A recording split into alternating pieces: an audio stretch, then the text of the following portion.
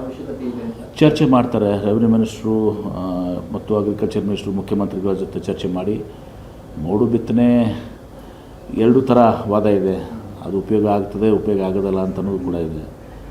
ಆಮೇಲೆ ಎಷ್ಟು ಕಡೆ ಬಿತ್ತನೆ ಮಾಡ್ತೀರಾ ನೀವು? ಎಲ್ಲ ಕಡೆ ಇಡೀ ದೇಶ ತುಂಬ ಇವತ್ತು ಸಹ ಈ ಅಲ್ಲಿ ನಿನ್ನೋದು ಇದು ಇದೆ. ಬಟ್ ನನಗೆ ಈಗ ನಿನ್ನೆ ಮಾಹಿತಿ ಪ್ರಕಾರ, ಸಾಯಂಕಾಲ ಮಾಹಿತಿ ಪ್ರಕಾರ ಈಗ ಸೋಮನಾಥ್ ಚೌಕ ನಮ್ಮ ಬಾಗಲಕೋಟೆ ಎಕ್ಸ್-JP ಪ್ರೆಸಿಡೆಂಟ್ ಅವ್ರು ಹೇಳ್ತಾಯಿದ್ರು, ಅಲ್ಲಿ ಇದರಲ್ಲಿ ಮಳೆ ಆಗ್ತಾಯಿದೆ ಅಂತೆ. ನಮ್ಮ ಕ್ಯಾಚ್ಮೆಂಟ್ ಏನಿದೆಯಲ್ಲ, ನಮಗೆ ಕೃಷ್ಣಾಗೆ ನೀರು ಬರೋದು ಮಹಾಬಳೇಶ್ವರದಿಂದ, ಮಹಾದೇವ್ ಹಿಲ್ಸ್ ಅಂತೀವಿ ನಾವು.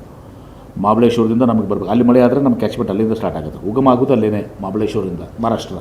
ಅಲ್ಲಿ ಮಳೆ ಆಗ್ತಾಯಿದೆ ಅಂತ ಕೇಳ್ತಾಯಿದ್ರಿ. ಸ್ವಲ್ಪ ನಿನ್ನಿಂದ ಪ್ರಾಬ್ಲಮ್ ಆಗಿದೆ ಅಂತ ನೋಡೋಣ.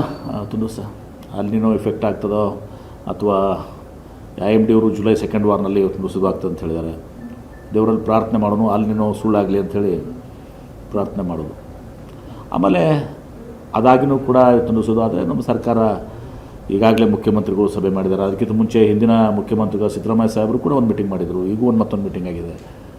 ನಾವೆಲ್ಲರೂ ಕೂಡ, ನಾನು ಕೂಡ ಅಲ್ಲಿ ನಮ್ಮ ಬಿಜಾಪುರ ಜಿಲ್ಲೆಯಲ್ಲಿ ಮೀಟಿಂಗ್ ಮಾಡಿದ್ದೀನಿ. ನಾಳೆ ಬಾಗಲಕೋಟೆಗೆ ಹೋಗ್ತಾಯಿದ್ದೀನಿ 30ನೇ ತಾರೀಕಿಗೆ. ಅಲ್ಲಿನೂ ಕೂಡ ರಿವ್ಯೂ ಮಾಡ್ತಾಯಿದ್ದೀನಿ. ಸಿದ್ದರಾಮಯ್ಯನವರು ಒಂದು ಪೋಸ್ಟ್ ಮಾಡಿದ್ದಾರೆ ಸರ್ ಫೇಸ್ಬುಕ್ ವಾಲ್ನಲ್ಲಿ. ಇನ್ನು ಮೈಸೂರಿಗೆ ಹೋಗಿದ್ದಾರೆ. ನನ್ನನ್ನು CM ಸ್ಥಾನದಿಂದ ಕೆಳಗಿಳಿಸ್ಬೋದು, ಆದರೆ ಜನರ ಹೃದಯದಿಂದ ಕೆಳಗಿಳಿಸೋಕ್ಕಾಗಲ್ಲ ಅನ್ನುವಂಥದ್ದನ್ನ ಉಲ್ಲೇಖ ಮಾಡಿ. ನಿಶ್ಚಿತವಾಗಿ ಸಿದ್ದರಾಮಯ್ಯನವರು ಇವತ್ತು ಈ ಕರ್ನಾಟಕದ ಇತಿಹಾಸದಲ್ಲಿ ಯಾವತ್ತೂ ಜನರ ಹೃದಯದಲ್ಲಿ ಇರ್ತಾರೆ.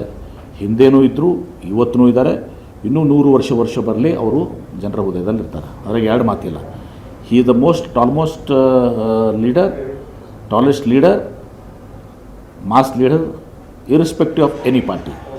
ಇಲ್ಲಿವರೆಗೆ ನಾನೇ ರಾಜೀನಾಮೆ ಕೊಟ್ಟೆ ಅನ್ನೋದಕ್ಕೂ ಕೆಳಗಿಳಿಸಿದ್ರು ಅನ್ನೋದಕ್ಕೂ ವ್ಯತ್ಯಾಸ ಇದೆಯಲ್ಲ. ಅದೇನೋ ಟ್ವೀಟ್ ಮಾಡುವಾಗ ಅವರು ಇರ್ತಾರೆ, ಅವರ ಸಿಬ್ಬಂದಿ ಇವತ್ತೊಂದು ದಿವಸ ಅವ್ರು ಹೇಳಿದ್ದನ್ನು ಮಾಡಿರ್ತಾರೆ, ಹಚ್ಚಕ್ಕೆ ಮಾಡುತ್ತೆ. ಅದೇ ಥರ ಯಾರು ಅವರಾಗೆ ರಾಜೀನಾಮೆ ಕೊಟ್ಟು ನಿಮ್ಗೆ ಗೊತ್ತಿದೆಯಲ್ಲ. ಥ್ಯಾಂಕ್ ಯು, ಧನ್ಯವಾದಗಳು. ಚಿಕ್ಕಬಳ್ಳಾಪುರದಲ್ಲಿ ಪ್ರದೀಪ್ ಈಶ್ವರ್ ಮೇಲೆ ಚಪ್ಪಲಿ ಎಸೆದಿದ್ದಾರೆ ಸರ್ JDS ಕಾರ್ಯಕರ್ತರು. ಅದು JDSನವ್ರಿಗೆ ಅದೇ ಬೇಕಾಗಿದೆ.